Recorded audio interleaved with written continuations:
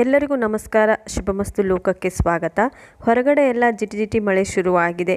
ಎಲ್ಲರೂ ಮನೆಯಲ್ಲೇ ಇರ್ತೀವಿ ಸಾಯಂಕಾಲ ಅಂತೂ. ಆ ಟೈಮಲ್ಲಿ ಏನಾದರೂ ತಿನ್ನಬೇಕು ಅಂತ ಅನಿಸಿದರೆ ಈ ರೆಸಿಪಿನ ಮಾಡ್ಕೊಂಡು ತಿನ್ನಿ, ತುಂಬ ರುಚಿಯಾಗಿರುತ್ತೆ. ನಾನು ಇದನ್ನು ಟ್ರೈನಲ್ಲಿ ತಿಂದಿದ್ದೆ. ಇಲ್ಲಿಂದ ಬೆಂಗಳೂರಿಗೆ ಹೋಗುವಾಗ ಟ್ರೈನಲ್ಲಿ ಬಂದಿರೋದನ್ನು ತಿಂದಿರೋದು ನೋಡಿ ತುಂಬ ಇಷ್ಟ ಆಗಿತ್ತು. ಇದನ್ನು ಮದ್ದೂರು ವಡೆ ಅಂತ ಕರೀತಾರಂತೆ.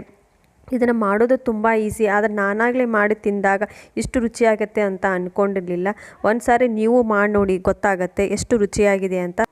ಗರಿಗರಿಯಾಗಿರುವಂಥ ಮದ್ದೂರು ವಡೆಗಳನ್ನು ಮಾಡುವುದು ತುಂಬ ಅಷ್ಟೇ ಸುಲಭ. ಇವಾಗ ಬನ್ನಿ ಮಾಡೋಣ. ತುಂಬ ಕಡಿಮೆ ಸಾಮಗ್ರಿಗಳಲ್ಲೇ ಮಾಡ್ಬೋದು. ಇಲ್ಲೊಂದು ಪಾತ್ರೆ ತೊಗೊಂಡಿದ್ದೀನಿ. ಈ ಪಾತ್ರೆಗೆ ನಾನು ಅರ್ಧ ಬೌಲಷ್ಟು ಮೊದಲು ಅಕ್ಕಿ ಹಿಟ್ಟು ಹಾಕ್ಕೊಳ್ತಾ ಇದ್ದೀನಿ. ಗರಿಗರಿ ಆಗಬೇಕಂದ್ರೆ ಅಕ್ಕಿ ಹಿಟ್ಟು ಹಾಕಲೇಬೇಕು. ನಂತರ ಇದಕ್ಕೆ 1 ಬೌಲಷ್ಟು ನಾನು ಸಣ್ಣ ರವೆ, ಬಾಂಬೆ ರವೆ ಹಾಕ್ತಾ ಇದ್ದೀನಿ. ನಂತರ ಅಕ್ಕಿ ಹಿಟ್ಟನ್ನು ಸೇರಿಸ್ತಾ ಇದ್ದೀನಿ ಅದೇ ಪ್ರಮಾಣದಲ್ಲಿ.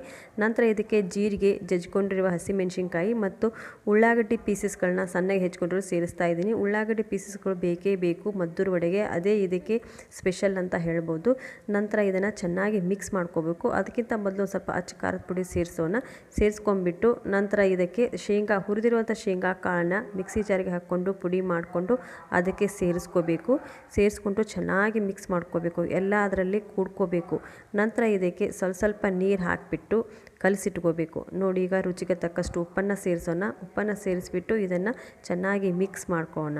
ಈ ರೀತಿ ಚೆನ್ನಾಗಿ ಮಿಕ್ಸ್ ಮಾಡ್ಕೊಂಡ ನಂತರನೇ ಇದನ್ನು ಎಷ್ಟು ನೀರು ಹಿಡಿಯುತ್ತೆ ಅಷ್ಟು ನೀರು ಹಾಕ್ಕೊಂಡು ಗಟ್ಟಿಯಾಗಿ ಕಲಸಿಟ್ಕೋಬೇಕು.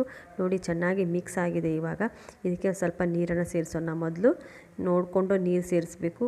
ರವೆ ನೆನಿಬೇಕಲ್ಲ, ಅದರ ಪ್ರಮಾಣ ನೋಡ್ಕೊಂಡ್ಬಿಟ್ಟು ಕಲಿಸ್ಕೋಬೇಕು. ಜಾಸ್ತಿ ತಿಳಿನೂ ಆಗಬಾರ್ದು, ಗಟ್ಟಿನೂ ಆಗಬಾರ್ದು. ಆ ರೀತಿ ನೋಡಿ, ಈ ರೀತಿ ಕಲಸಿಟ್ಕೋಬೇಕು. ಕಲಸಿಟ್ಕೊಂಡು ಒಂದು 10 ನಿಮಿಷ ಇದನ್ನು ಮುಚ್ಚಿಡಬೇಕು.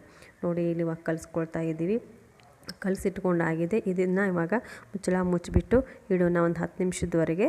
ನೋಡಿ, ಇವಾಗ 10 ನಿಮಿಷ ಆಗಿದೆ. ಇದನ್ನು ಇವಾಗ ಚೆನ್ನಾಗಿ ಇನ್ನೊಂದು ಸರಿ ನಾದ್ಕೊಂಡ್ಬಿಟ್ಬಿಟ್ಟು ಸಣ್ಣ ಉಂಡೆಗಳನ್ನು ಮಾಡಿಕೊಂಡು ಒಂದು ಪ್ಲಾಸ್ಟಿಕ್ ಪೇಪರ್ ಮೇಲೆ ಆದರೂ ಅಲ್ಲಿ ಲಟ್ಟಿಸ್ಕೋಬೇಕು. ಕೈಯಿಂದ ಆದರೂ ಬಡಿಬೋದು. ನಾನು ಕೈಯಿಂದ ಬಡಿತಾ ಇದ್ದೀನಿ. ನೋಡಿ, ಇಲ್ಲಿ ಪ್ಲಾಸ್ಟಿಕ್ ಪೇಪರ್ ಹಾಕಿದ್ದೀನಿ. ಇದ್ರ ಮೇಲೆ ಈ ರೀತಿ ಹಾಕಿಬಿಟ್ಟು ತಟ್ಟಬೇಕು. ಈ ರೀತಿ ಜಾಸ್ತಿ ದಪ್ಪಗೂ ಆಗ್ಬಾರ್ದು, ತಿಳುಗೂ ಆಗ್ಬಾರ್ದು. ಆ ರೀತಿ ಲಟ್ಟಿಸ್ಕೋಬೇಕು, ಬಡಿಬೇಕು. ಈ ರೀತಿ ನೋಡಿ, ಈ ರೀತಿ ಆಗಿದೆ. ಇದನ್ನ ಇವಾಗ ಕಾದಿರೋ ಎಣ್ಣೆಯಲ್ಲಿ ಕರೆದ್ಬಿಟ್ರೆ ಮದ್ದೂರು ವಡೆಗಳು ರೆಡಿ ಆದಾಗೆ. ನೋಡಿ, ಎಣ್ಣೆ ಕಾದಿದೆ. ನೋಡಿ, ಇದನ್ನು ಈ ಕಡೆ ಮೇಲ್ಗಡೆನೇ ಬಂದುಬಿಡತ್ತೆ ಇದು ಕರಿಯುವಾಗ. ನೋಡಿ, ಮೇಲ್ಗಡೆ ಬಂದಿದೆ. ಇವಾಗ ತಿರುಗಿಸಿ ಹಾಕೋಣ. ತಿರುಗಿಸಿ ಹಾಕಿದ ನಂತರ 2 ಕಡೆ ಸರಿಯಾಗಿ ಕರೆದಾದಮೇಲೆ ಇದನ್ನು ತೆಗೆದುಬಿಡಬೇಕು. ಇದು ಚಾಯ್ ಜೊತೆಗಂತೂ ತುಂಬ ಚೆನ್ನಾಗಿರುತ್ತೆ. ಕಾಫಿ ಜೊತೆ ಆದರೂ ತಿನ್ಬೋದು, ಹಾಗೆಯೇ ತಿನ್ಬೋದು. ಇದಕ್ಕೆ ಯಾವುದೇ ಚಟ್ನಿ ಆಗಲಿ ಸಾಸ್ ಆಗಲಿ ಯಾವುದು ಬೇಡ, ಅಷ್ಟು ರುಚಿಯಾಗಿರ್ತವೆ ಈ ಮದ್ದೂರು ವಡೆಗಳು. ನಾನು ಮಾಡಿದ್ದು ಇದೇ ಮೊದಲನೇ ಸಾರಿ. ಅಷ್ಟು ರುಚಿಯಾಗಿದ್ದು ನಮ್ಮ ಮನೆಯಲ್ಲಿದ್ದವರು ಎಲ್ಲರಿಗೂ ತುಂಬಾ ಇಷ್ಟ ಆಯಿತು ಈ ಮದ್ದೂರು ವಡೆಗಳು. ಮತ್ತು ಇನ್ನೊಂದು ಸಾರಿ ಮಾಡಬೇಕು ಅಂತ ಹೇಳ್ತಾರೆ. ಆ ರೀತಿ ರುಚಿಯಾಗಿದ್ದಾವೆ ಈ ಮದ್ದೂರು ವಡೆಗಳು. ಈ ವಡೆಗಳು ನಿಮಗೆ ಇಷ್ಟ ಆಗಿದರೆ, ಈಗಾಗಲೇ ನೀವು ಮಾಡಿದರೆ ನಿಮಗೂ ಯಾವ ರೀತಿ ಅನ್ನಿಸ್ತು ಅಂತ ಕಮೆಂಟ್ ಮುಖಾಂತರ ತಿಳಿಸಿ. ಮತ್ತೆ ಮುಂದಿನ ವಿಡಿಯೋದಲ್ಲಿ ಸಿಗೋಣ. ಎಲ್ಲರಿಗೂ ನಮಸ್ಕಾರ.